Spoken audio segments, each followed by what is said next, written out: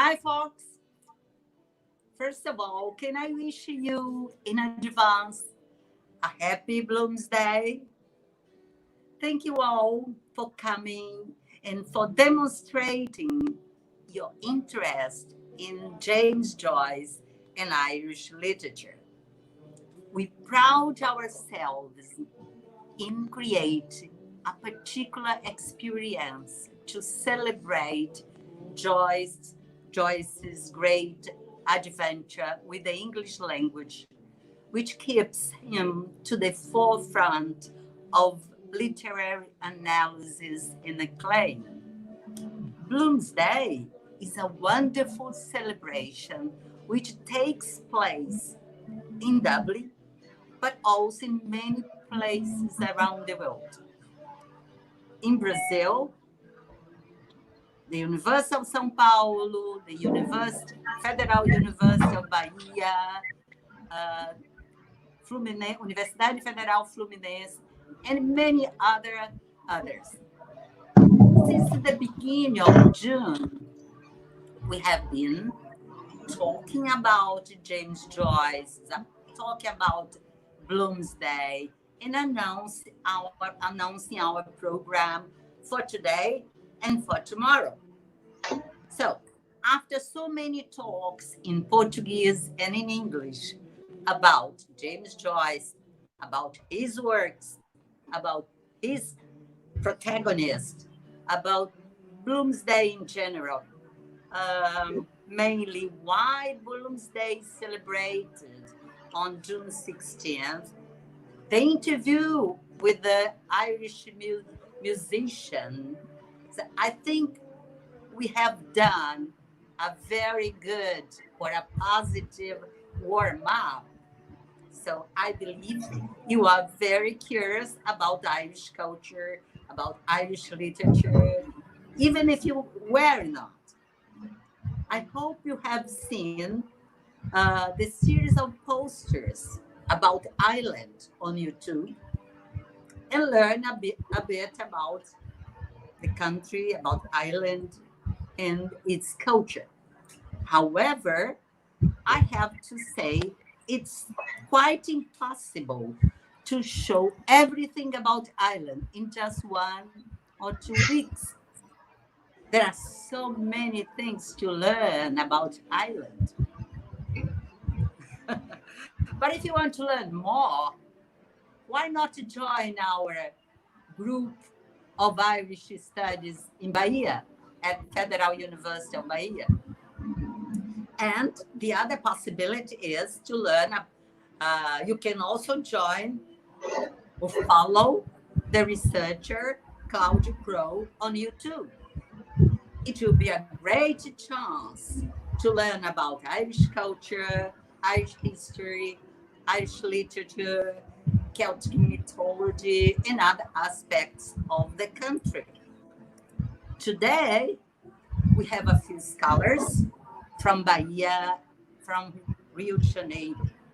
They are talking about different subjects concerning James Joyce, Irish literature, and Irish culture. Initially, we have one of my researchers, Lara, Rebeca, then Sanio Santos comes, and you'll be finishing with Professor Dr. Gisele from Universidade Federal Fluminense. Let's not forget that there are 2 Blooms in Ulysses. There is Leopold Bloom, but there is also Molly Bloom, who inspires us to always say yes. Now, let's move to our today's speakers. Thank you, everyone. I hope you enjoy the symposium, and I wish you a very happy Bloomsday in Bahia. Now, Sanio's talk Sanio is a PhD student and Master in Literature and Culture at Federal University of Bahia. I think it's Lara. Association. Lara before. Oh, yes. I'm sorry. Let's tell Lara. I'm sorry. Because I don't have your bio data here. Oh, it's fine. Right. I will present myself then. Thank you. So I'm Lara. I am a graduation student of the University of Bahia. And I've been part of ARIS for more or less 3 years now. It's my third Bloomsday here. And I also teach English language in NUPEL, which is a partner of this transmission today. Today I'm going to talk a little bit about James Joyce, James Joyce's biography, okay? And I will continue to read here because there's a lot of numbers and I'm not good with that, really. So the main source for this presentation, it's Richard Ellman's biography of James Joyce, okay? If you are interested, you can send us an email and we can send you the book, right? I will continue to read. So, James Augustine Aloysius Joyce was an Irish novelist, poet, and short story writer born in 1882 in Redingar, Ireland. He died 58 years later in Zurich, Switzerland. His most famous works were Dubliners, which is a collection of short stories, a portrait of the artist as a young man, which is like a novel with autobiographical features. Ulysses, of course, and Finnegan's Wake, both novels. Joyce came from a very religious family, and his father was John Joyce and his mother, Mary Murray Joyce. In 1887, his family moved to Bray, which is a city 19 kilometers from Dublin, and he started studying on a Jesuit school. But his father later on was fired, and his family went through lots of financial problems. So he had to study at home.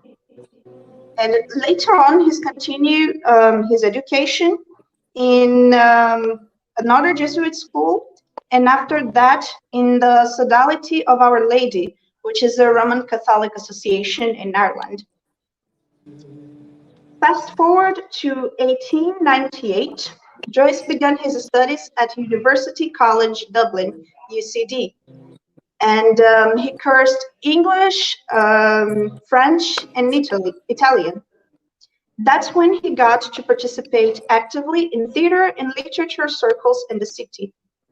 2 years after that, he had published his first piece, which was a critique to When We Dead Awaken by Henrik Ibsen. And later on, even later, he has published an article about Irish literature and theater as well in a newspaper of Dublin. Later on, in 1902, he graduated and moved to Paris to start studying medicine.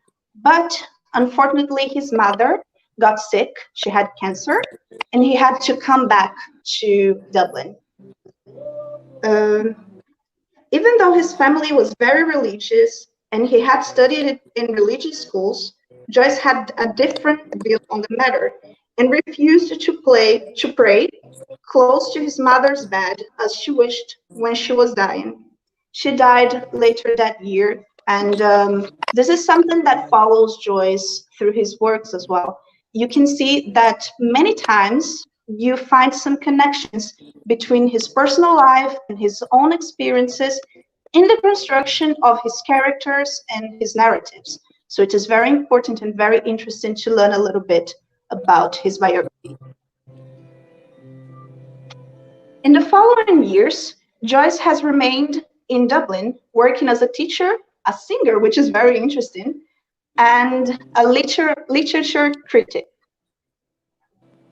In the beginning of 1904, he tried to publish a portrait of an artist, but book publishers wouldn't accept his work. What happened is publishers were not used to his style of writing. He would use the flow of consciousness to organize his narratives, and also a very inventive language.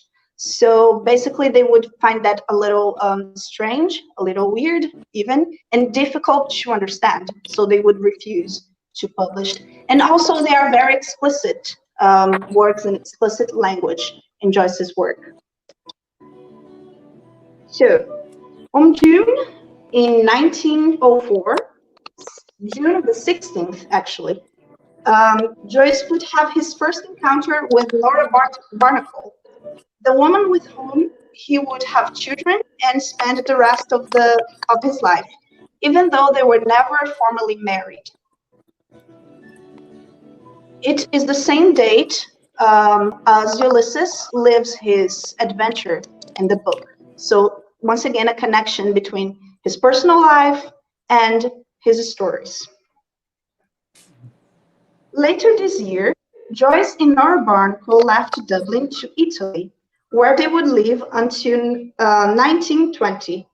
There, he worked as an English teacher, and he also had his first son, Giorgio Joyce, and his first daughter, which was Lucia. In 1915, he had briefly moved to Zurich because of the First World War. He met there Harriet Shaw Weaver, who would later on help Joyce financially because he needed support to publish his books, his stories. That was when he wrote Exile and published A Portrait of an Artist. When the war comes to an end, he goes back to Italy and writes chamber music, Dubliners, and Giacomo Joyce, besides beginning his rewriting of Ulysses. Also, he started to have vision problems. That's why in many pictures you may find of Joyce, you find him with an eye patch or glasses. He had vision problems.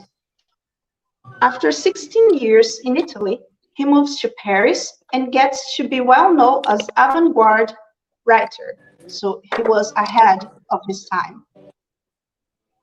He finishes Ulysses and gets to travel to Zurich very often to take care of his vision problems, which had gotten worse, and Lucia's alleged schizophrenia. With the financial support of Harriet Shaw Weaver, he started writing Finnegan's Wake, and he was almost blind by the time. He would, for example, need help from other people to finish his writing because he couldn't see well anymore.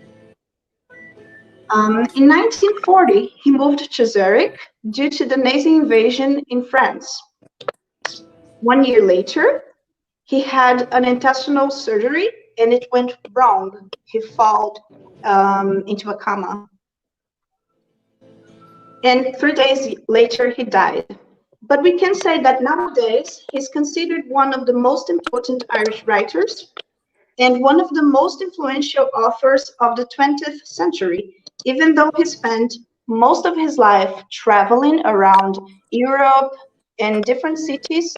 He would always use Dublin, he would always use Ireland as the scenery of his stories. He would use as a theme, he would use it as a way to also criticize the Dublin society. And he used to say that when you criticize and you talk about Dublin, you can connect that to the rest of the world. And yeah, thank you. Oh, thank you, Lara. Thank you very much. Very brilliant. So now I'll be moving to Sanio Santos, a PhD student and master in literature and culture at Federal University of Bahia. He's also a member of the Association for Research on Irish Studies. At the moment, he is writing his thesis on contemporary Irish cinema and literature. Sanio.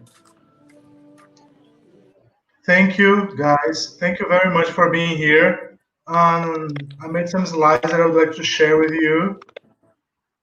Okay, so basically, Irish cinema is quite different from Hollywood productions, and please do not expect to have Celtic superheroes in the movies or maybe their own version of Star Wars. It's not like that, okay? Because they started to invest in films during the 90s following the economic development of the country. The plan initially was to share with the world Irish stories and also their own lifestyle. It's important to note to point that even though you will not see a lot of special effects on Irish films, they are known for the photography, like the images that they put in the films are usually very beautiful. I brought some examples. There's a film from 2018 called Float Like a Butterfly. See? They use a lot of landscapes. This is another movie called Black 47 from the same year, using a lot of beautiful landscapes from the countryside of Ireland. Okay, but it's not only landscapes. They also use cityscapes. And I would like to point Goldfish Memory. It's a very interesting film. I was able to interview Liz Gill. She was nice enough to give me an interview. And she told me that her plan was to show Ireland as a place that people could go and have fun. And she used a lot of images of the city in this film. Okay, a lot of images of like showing Ireland as a very modern place, a place that you can go and have a good time, a place that embraces diversity. Also, many Irish films are based on novels. I would like to give you guys two examples. The first one is Angela Ashes. It's from 1999, a very nice film too. And Breakfast on Pluto from 2005. Probably the most successful film from Ireland is Once, which was a huge commercial success. And also, it got an Oscar for Best Original Song. And this is very important to notice that Ireland, the Screen Ireland, like the government that supports most of the filmmakers in the country, they do not invest in films that are too alternative. So the films must have some kind of potential to have commercial success. It's very different from what they do in Italy or France. There's also an image of Once. Okay. I'd like to mention a film called The Guarantee. It's a film about the depression in the country. The government, they took the decision to guarantee Ireland's entire domestic banking system. And this was not a good idea, and the country went through a huge economic crisis until 2014. And the situation was an inspiration for the filmmaker Colin Murphy, and he wrote the film The Guarantee. It's a very interesting film too. And after the crisis and the economic started to rise again, to grow again, they started to follow the Hollywood patterns. And this is very interesting because the films started to be more and more similar to the films in Hollywood.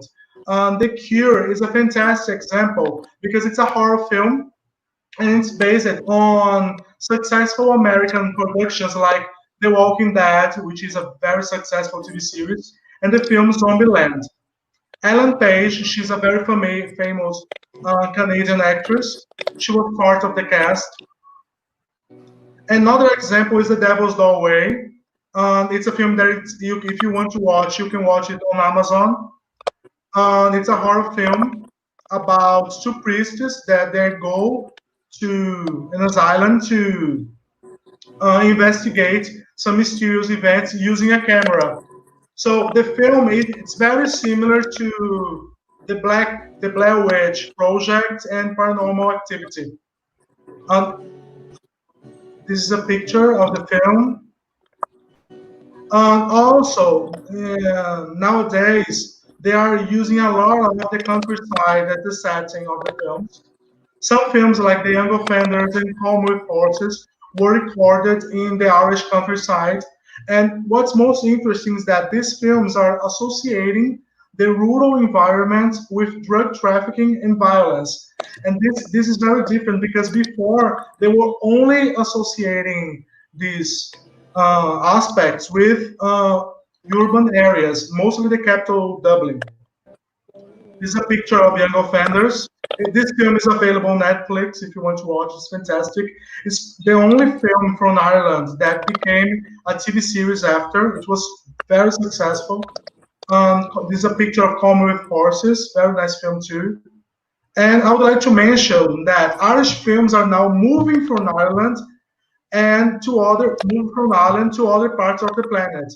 Because Papi Chulo is set in Los Angeles, but it is still considered an Irish film because the director and writer, John Butler, he said that the film is a story of his experience as an immigrant in the United States. So it's a very interesting film. It was just released. And one of the stars of the film is Matt Boomer. He's a very famous American actor. This is a picture of the film. And the most recent investment of the Screen Ireland is a film called, it's not a film actually, it's a TV series called Normal People. It's very successful. Audiences around the planet are praising the TV series. And it's based on a homonymous novel by Sally Rooney. Okay? If you guys are more interested in knowing more about Irish films, you can access screenireland.ie. Okay? Thank you very much. Wow. Congrats, Sanio. Yes, brilliant presentation. Thank you. So our next and final speaker is my friend, my best friend, Gisele, Dr. Gisele Wolkoff.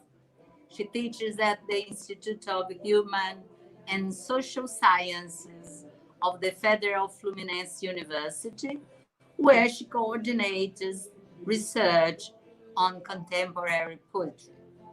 She's also an organizer and translator of trilingual anthologies of poetry. She's also a poet herself with 3 volumes published in Portugal. And she's also on Facebook almost every 3 days, reading very beautiful poems too. She hasn't sent me these lines. I'm just adding here. Yes, she reads beautifully. Don't miss the chance of seeing G reading poems from different poets. Okay? G, your turn now.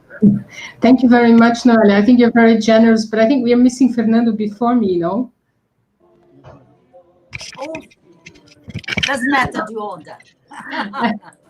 Okay, so Fernando is after me, is it? All right. Okay.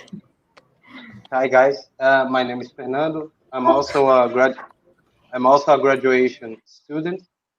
I study linguistics and English as a foreign language. I used to run a NUPEL project called the Irish Film Festival. I ran the first edition of this program. And Yes. the idea was to show students from the ninth grade some Irish movies, especially movies financed or supported by the Screen Ireland, which was mentioned by Sanio.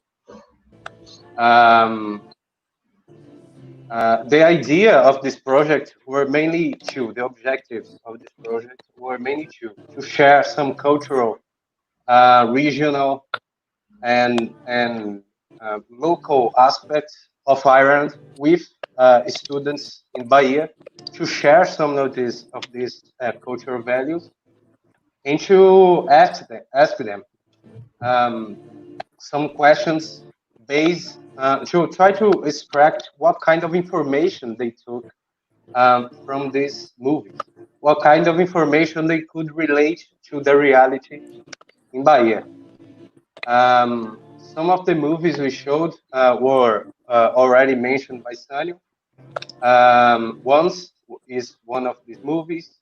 The Cured was one of them also.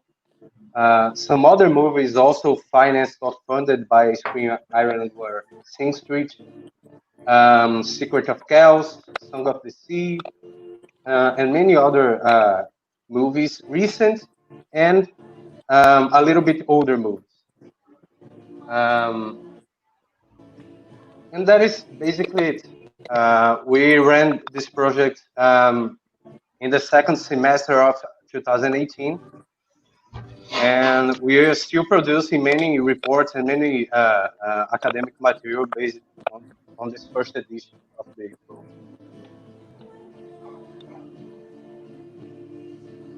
That's it. That's it? I couldn't hear you, Fernando. Yeah, yes, I already finished. Can you hear me? All right. Okay. Okay, thank you, Fernando, for joining us. And gee, I'm sorry for the effect of the Guinness. Guinness is too strong for me, to tell you the truth. We can certainly understand your celebrations there. Yes, we're happy for you. Still celebrating. Doesn't matter the order. The important is celebrating Bloomsday. Okay? Thank you. And you are celebrating with songs from Ireland, from your presence here, talking about Ireland, talking about James Joyce, talking about contemporary cinema, contemporary poetry. So now to finish, my dear friend. Thank you very much, Noélia, for inviting me to be here today. Thank you all for watching, and particularly for the ARIS group from the Federal University of Bahia. I'm very glad to be together with Lara and Sanio and Fernando. I'm always very happy to be with you. And I will start, I'll now transfer, I hope it works, I'll transfer the screen.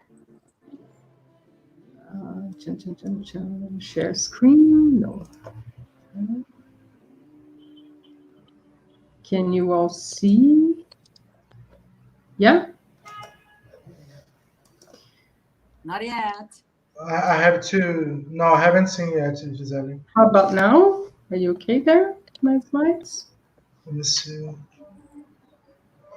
No, it's still nothing. Can't see it. Nobody can see my slide. Share. Okay, share. Share screen. This is the time when we have to be a little bit patient. Everything is new for us, so don't you worry. Yeah, it's not being shown. Just a second. Share. For me, it's Just a second. You guys watching, you can request a certification down below, okay? In the description, there is a link. You put your name, email, and institution, and you can get a certification, okay? So don't forget to click it. I cannot show the slides. So. No. Share, now share. Now okay. Yeah? Oh, yes, now it's okay. Oh, thank you. Thank you for your understanding. Okay, so yes, so, good, Gigi. When Noélia asked me to talk about contemporary Irish poetry, I thought, how should I get started? And the first idea is we look at the map, and in a contextual sense, that we look at the European map and we see where is Ireland. So you can see where Ireland is, more particularly in this one. And of course, you might already know that I'm referring to the Republic of Ireland in contrast to Northern Ireland, which is part of the United Kingdom of Great Britain and Northern Ireland. And you might be wondering, what's this arrow doing there, connecting Portugal and Ireland? Because every time I go back to Irish studies in Brazil, I'm always interested to know how it reflects upon us speakers of Portuguese. What does it mean to talk about Ireland in Brazil? What does it mean to refer to the Irish context among Portuguese speakers, not just speakers of Portuguese in Brazil, but also in Portugal? And then the next question I had, besides Ireland in the map, was contemporaneity. And I couldn't talk about contemporaneity before going back to the tradition. First of all, what does contemporaneity mean? It means talking about poets that came after the 40s, and I will explain this a little bit later. First, if you look at the pictures that you have at the bottom of this slide, you see on your right, try to focus here with the arrow, William Butler Yeats, the big figure, together with James Joyce. Both Joyce and Yeats are the founding fathers of Irish poetry, contemporary Irish poetry. And they have many similarities, but they also have many differences between each other. One informational data you might have about both is they died almost the same year. Yeats died in 1939, Joyce in 1941, and they after their deaths, contemporary poetry changed. Of course, the tradition that started with them started in the 1840s. And what they did was they created a sense of nationalism. They showed us through poetry what Ireland was about. And this is a big discussion between scholars, among scholars, between Yeats and Joyce. Of course, Yeats is very much considered a nationalist, as opposed to Joyce, who, as Lara pointed out a few minutes ago, is a man of the world. He lived in different spaces, and he talked about aesthetic themes in universal senses. Not that Yeats didn't do that, but comparatively, we can put it that way. So I could point out many traditional poets that came from the 1840s on, Austin Clarke and John Montague and Thomas Kinsella, up to these days, more recently, Paul Durcan, Louis MacNeice. But then if you look at the slide, you might be wondering, what about these ladies in front of us? Who are they? They are considered the real contemporary poets. And you have their names from the top to left to right. You have the big founding mother of contemporary Irish poetry called Evan Boland. Her first book of poems was published in 1967, 23 poems. And after that, during the 70s, she created a movement of going around Ireland, incentivizing women to write. The lady after her, second lady from left to right, is my great friend Celia Dufresne, someone I highly admire because she started writing in Gaelic first. And this is another thing I'm going to talk about soon, more specifically. I'll just tell you their names so you get a little bit acquainted with their faces and names. After Celia Dufresne, Carrie Hardy and Mev McGuckian, and the famous Sinead Morrissey, who has poems about Japan, very much prized, Vona Groark. Vona Groark has a funny poem about Skype, and this was in the beginning of the 21st century, so like in 2001, 2002, and she's already talking about Skype and Skyping her children. She was in America giving lectures and her children at home. So how does it feel to talk to her children through Skype back then? They were having this event online for Lara and for Sanio. This may be normal, but maybe for Noélia and Gisele, this is not so normal. So it's a matter of generation there. And then after Vona Groark, you have Rita Kelly and Rita Ann Higgins. And of course, beside Yeats, you have Derek Mahon and the famous Nobel Prize winner, Shimuzdini. I was going to say Shimuzdin. Shimuzdin is a critic, but also a poet. And I thought we should find,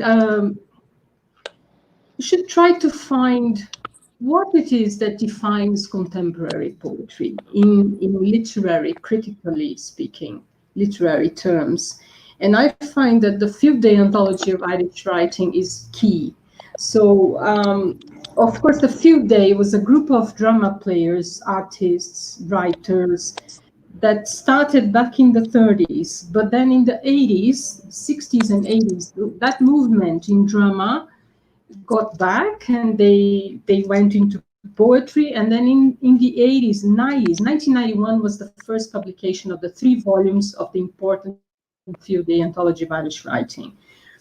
Why is this compilation important? Because it's like our Literatura Brasileira by Alfredo Bossi, for example. It's through which we acknowledge what is national literature in Ireland, who are the main authors. But then many people were not very happy with it because not many women were quoted, except for 3 of them, even Boland was one of these 3 women. And then in 1996, to respond to the negativity, the Field Day Anthology of Irish Writing also appeared in another couple of volumes, 4th and 5th, dedicated entirely to women writers. And this is where I think we should focus when we want to study, learn more about contemporary Irish poetry, because in the 3rd volume, the great critic Luke Gibbons has a wonderful essay on the subject. Now, the other aspect, you could be wondering, so what difference does it make to talk about poetry from the 19th century, 20th century, and 21st century? Well, all these aspects are taken into consideration: religion, politics, geographic spaces, but in particular, linguistic belonging. And I will explain. In the 1990s, Ireland decided to sponsor a second Irish revival, which meant that many TV programs, radio programs were dedicated to the Gaelic language. I remember going to Ireland in the beginning of the 21st century and turning on television and watching many programs in Gaelic. And this is really something that calls our attention when we go into Irish studies, because poetry was no different. Many of the poets I showed, and many other poets besides those, have started their writing careers writing in Gaelic. Celia Dufresne, Anne Hartigan, they are the 2 sheer examples I can think of directly. Because they started writing in Gaelic, won many prizes, and then of course, they wanted to be read by wider audiences outside Ireland, and then English was the best. So in the case of Dufresne, she translates herself still to today. The other thing that I want to call your attention to contemporary poetry in Ireland is that critics such as Patricia Haberstroth, who dedicates herself very much into women poetry, says that poetry begins where those isms stop, which means it's not for poetry to worry about feminisms, about gender studies, or about politics directly. Poetry is beyond that. And of course, politics begins when poetry continues, but this is clearly a concern amongst writers themselves. Many writers will clearly point that out, even though they are concerned about politics. Poetry shouldn't be the space for that necessarily. And Celia Dufresne is again another clear example I would indicate. I mean, she's written about the hepatitis scandals. If you ever want to read more about it, she has a book about the issue. And yet she writes about privacy and intimacy and other matters that came with even Boland and the writers in the 80s. The other aspect I want to call your attention to is the intermediality. Many arts connected, many poets are painters or connect with musicians, and this certainly leads readers and audience to be more integrated. in the sense that communication is not specifically just written form. So this is very, very contemporary. I brought an excerpt in which Evan Boland defines what it meant to be a poet in the end of the 60s, beginning of the 70s, and how and why she decided to take up on a career that would allow her to write from the perspective of being a woman. And she says, I felt increasingly the distance between my own life, my lived experience, and conventional interpretations of both poetry and the poet's life. It was not exactly or even chiefly that the recurrences of my world, a child's face, the dial of a washing machine, were absent from the tradition, although they were. It was not even so much that I was a woman. It was that being a woman, I had entered into a life for which poetry has no name. So this is Boland's main leitmotif throughout great part of her career. And here to summarize, because I know time flies and my 10 minutes is approaching, I brought you an image of the houses near Carrie Hardy's home in the southern part of Ireland. And you might be wondering why the houses, because the house indicates privacy, the private world, which is different from the public world of men, and which is connected to traditional Irish poetry. So in response to that tradition, these ladies that came with Boland, or from Boland's writings on, they are showing us this other world, and this has made all the difference, not only in writing in poetry written by women, but also by men after the 70s. Okay, these are responses. In the slide, you have a couple of responses by Heaney and Boland when they were asked, what is poetry for you? So for the Nobel Prize winner, she was Heaney. Poetry is the country of the mind. And for Boland, it's the rhetoric of imagery. And I think it summarizes well in the poem in which she says, a new language is a kind of scar that heals after a while into a passable imitation of what went before, which in a sense leads us to the idea that poetry can save us. Poetry is a way of healing. And Carrie Hardy, I wish I would read all the poems I selected, but here's a little bit for you. You can also consult, you can also go online to the Irish National Cultural Arts Council. There is the Dublin Festival this year, they're doing it online. So there are many things you can check online about poetry. Here's Anne Hartigan in her studio. She's a painter. She was a playwright. Now she's more of a poet, but also a painter. And my great friend, Celia Defrain, last year with the Ayasil from Japan group. And the poem that appears in the anthology Poeming Beyond Borders, so you can easily find the translation of the poem Hope. And I wish I would read, but then no time. So I'll end here and open for questions.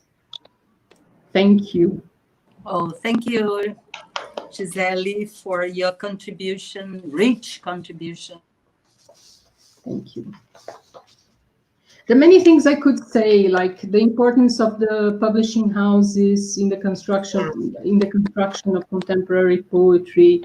There's also the idea of translation, what's already being translated into Portuguese language. Yeah, but I'll leave it. I think there is a problem with the audio. I cannot hear you very well. But anyway, can you hear me?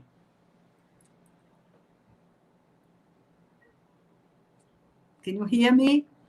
Yeah, I can hear you well. I can hear you well. So let's close our section today. I'd like to say thank you to Lara for your talk on James Joyce, about his biography, and Sanio and Fernando with this brief summary of Irish cinema, very positive contribution. I think students who are present, who are attending this lecture today, these talks today, are very happy in knowing a little bit more about Irish literature, Irish culture. And Gisele closed our section brilliantly, bringing about very positive ideas and knowledge on Irish poetry, Irish female writers or poets. Thank you, Gi. And let's finishing and say tomorrow is another day, but tomorrow is really Bloomsday. As I've been saying, June the 16th is the day when James Joyce and Nora met each other. It was their first date. This is why we are celebrating Bloomsday, okay? So see you tomorrow. And tomorrow we'll have different speakers. Thank you. Bye-bye. Thank you. Bye. Bye. Thank you. Thank you, Fernando. Thank you, Sanio. Thank you all.